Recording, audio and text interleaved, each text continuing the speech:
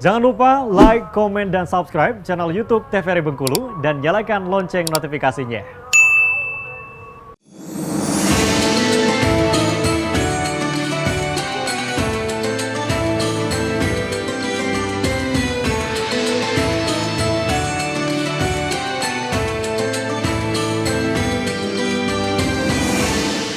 Pemirsa, berjumpa kembali lagi dalam acara Mutiara Kolbu. Tadi sudah ada tausiah, sudah disampaikan oleh Bapak Ustadz Zulfahmi, dan sekarang kita waktunya untuk sesi tanya jawab. Kepada para audiens kami persilahkan dari kelompok Tahsin Al-Hijrah.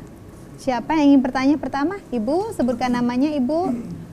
Assalamualaikum warahmatullahi wabarakatuh. Waalaikumsalam warahmatullahi wabarakatuh. Nama saya Desri, Pak Ustadz, dari kelompok Tahsin Ibu Desti. Masjid Al-Hijrah. Desri, kelompok Tahsin Masjid Al-Hijrah. Saya ingin menanyakan begini, Pak Ustadz.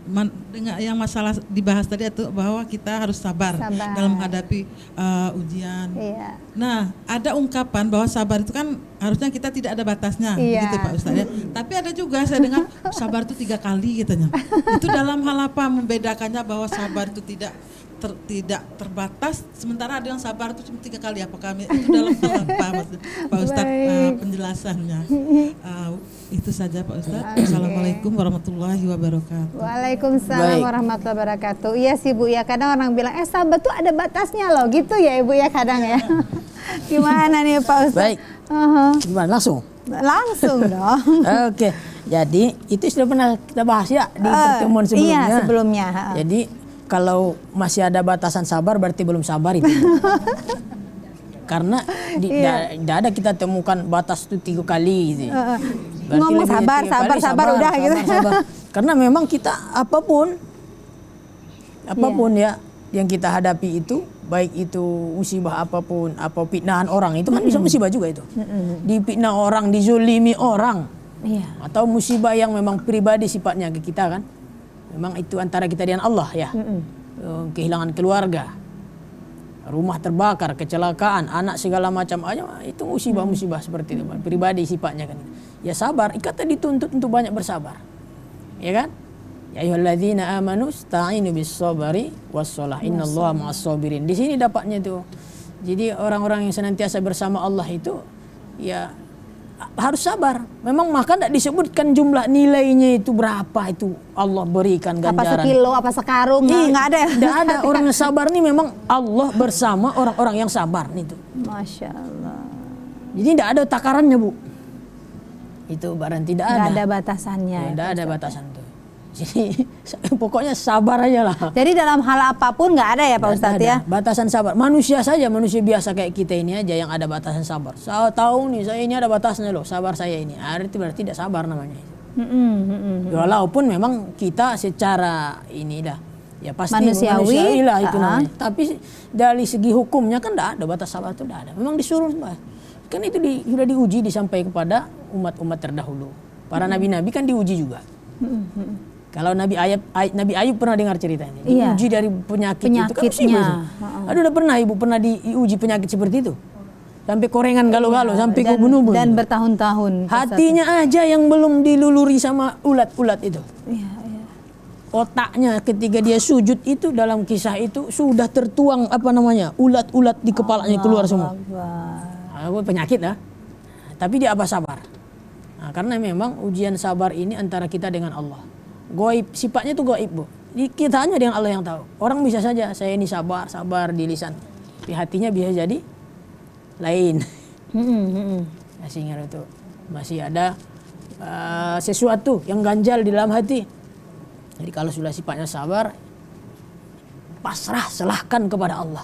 Arti sabar ini artinya menahan diri. Menahan diri untuk apa? Yang pertama, kita untuk tidak membantah, tidak membangkangi Allah, tidak mendurhakai Allah. Taat saja kita kepada Allah. Jadi kalau seandainya di hati kita masih ada dongkol, 3 kali aja lah, 3 kali terus. Berarti kan masih dongkol tuh Bu. Masih ada, artinya apa? Artinya itu orang belum sabar kan gitu. Iya tahu benar. Kalau kempela tengok lah gitu lah. Aku pernah ada kemarin, Ustadz, saya ini sudah 2 tahun. Katanya gitu ya. Saya ini udah 2 tahun Pak Ustadz. Dulu memang aku yang salah, saya akui aku yang salah gitu. Dulu aku minta tolong, minta maaf, aku tungguin dia ngelak terus ngindar dari saya katanya. 2 tahun gitu Dua ya. tahun dia terus mencari maafnya Iya, ini iya. orang ini. Dia cerita ke saya, saya bilang, apakah saya itu masih saja dibebankan dosa ini nanti di padang mahsyar katanya. Yang penting ibu usaha terus sampai kapanpun terus usaha gitu. Terus usaha permohonan maaf itu. Karena ada kisah, ada sejarah yang mengatakan apapun seandainya ada orang yang kita zolimi, dia minta jasa apapun dia buat syaratnya harus kita ikutin. Penuhi gitu. Supaya dapat ridho maafnya itu. Supaya dapat apa tadi, ridho dan maafnya. Karena tadi pertanggungjawabannya bukan di dunia. Di sana, di padang mahsyarnya Allah nanti. Iya. Kok ini orang masih ada nggak yang punya urusan dengan hamba kan ketika kita di sidang itu Bapak Ibu ya. Jadi nunjuk ngacung sana, satu di pojok sana satu. Saya ya Allah mohon keadilan kata hamba itu. Iya. Itu orang yang lagi di sidang, lagi ditimbang. Itu dia dulu semasa di dunia ada urusan dengan saya belum selesai. Gara-gara omongan upat puji, gibahnya segala macam, saya dijolimi, difitnah segala macam. Aku calon dewan, anggota DPR waktu itu jadi nggak jadi caleg waktu itu. Gara-gara itu Ah, gitu. gara-gara dia itu diumbar, dibuka aib saya. Padahal saya nggak benar, tidak ada aib saya itu katanya. Saya ini menuntut keadilan tadi. Akhirnya sudah, udah kau ambil itu pahala hajinya, pahala umrohnya, pahala diambil semua sama orang yang tadi kita zolimi, kita fitnah tadi. Maka alangkah tidak ada gunanya amal kita hari ini kalau seandainya kita masih ada orang sangkut paut dengan orang. Maka cari maaf ridho orang kalau ada yang kita zolimi. Kalau ada yang kita sakiti hatinya. Mudah-mudahan tidak kan. Nah, intinya apapun yang itu sebenarnya ujian, sabar aja. Jadi kesabaran itu bukan ucapan ya Pak Ustadz? Bukan ucapan. Tapi lebih ke dari hati Lebih gitu ke- ya. Ikhlas Ya, menerima, sifatnya kan kemudian juga praktek kita tidak juga. dan dipraktekkan. Nampak itu kan. Kalau dari hati begitu langsung ke prakteknya juga ya Pak Ustadz ya. Ya, Cuman sama. bukan sabar Enggak, gitu. bukan di situ.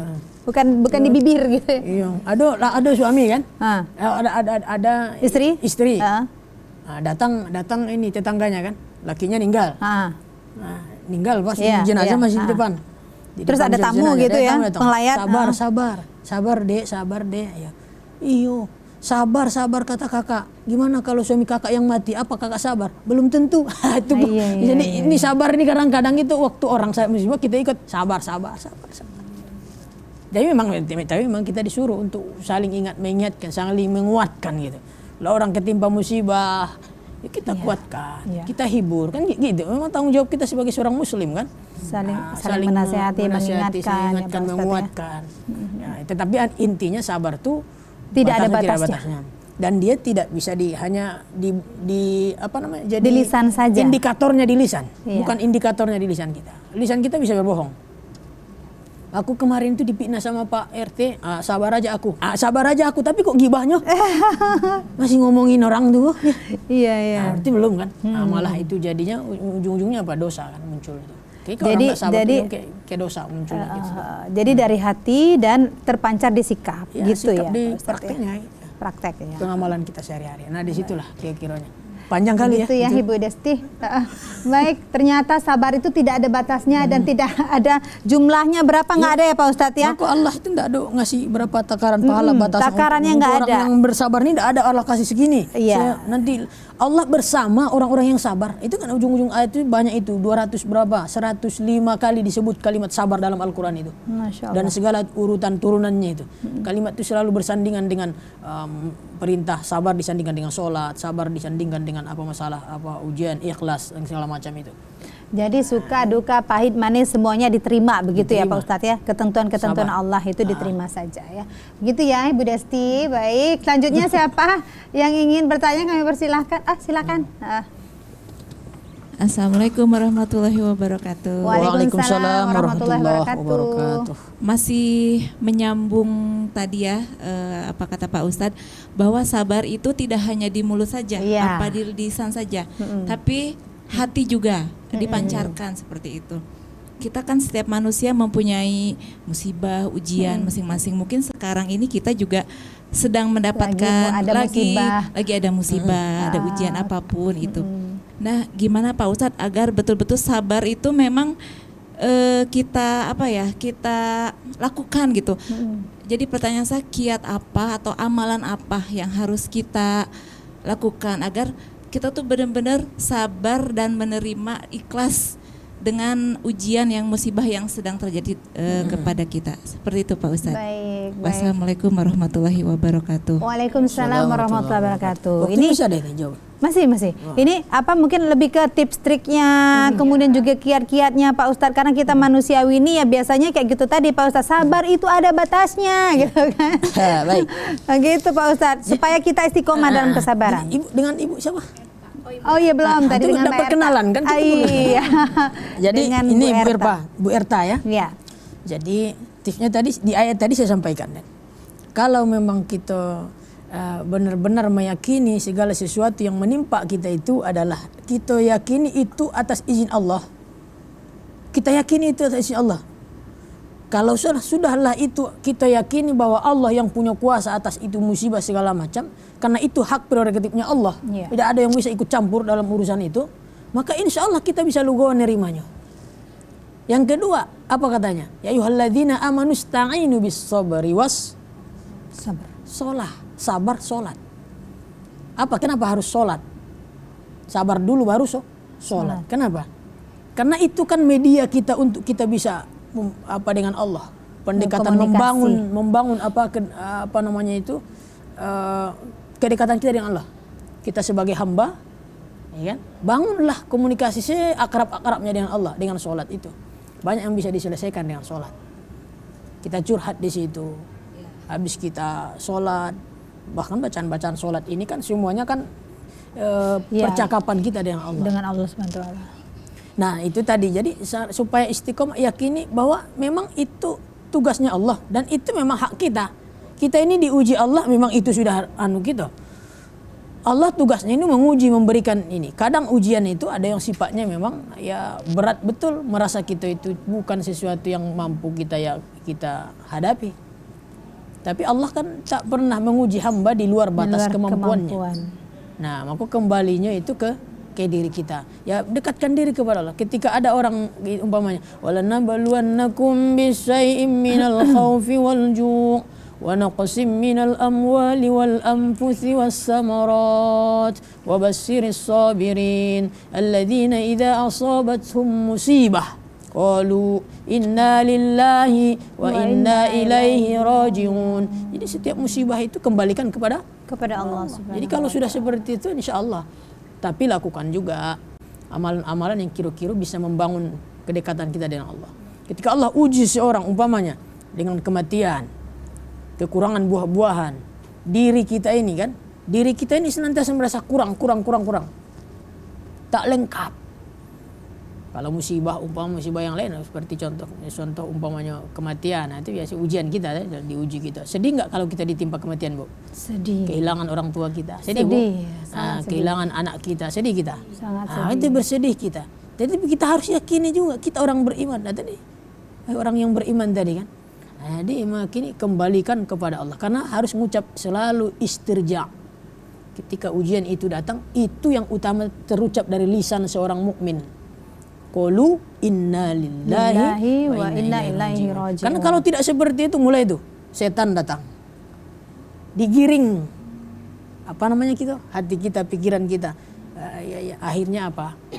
Bukannya kita naik derajat kita di mata Allah, tetapi kita malah semakin jauh dari Allah. Jadi itu kalau kita meyakini itu insyaallah sholat. Kalau orang kena musibah dia kemudian semakin dekat dengan Allah, Allah pasti ganjar balasan yang lebih dari itu. Baik Pak Ustadz, kita jeda dulu ya. Boleh. Itu tadi Mbak Herta nanti mungkin bisa dilanjutkan kembali ya Pak Ustadz bisa insyaallah. Iya, dan pemirsa tetap bersama kami akan kembali usai jeda pariwara berikut ini.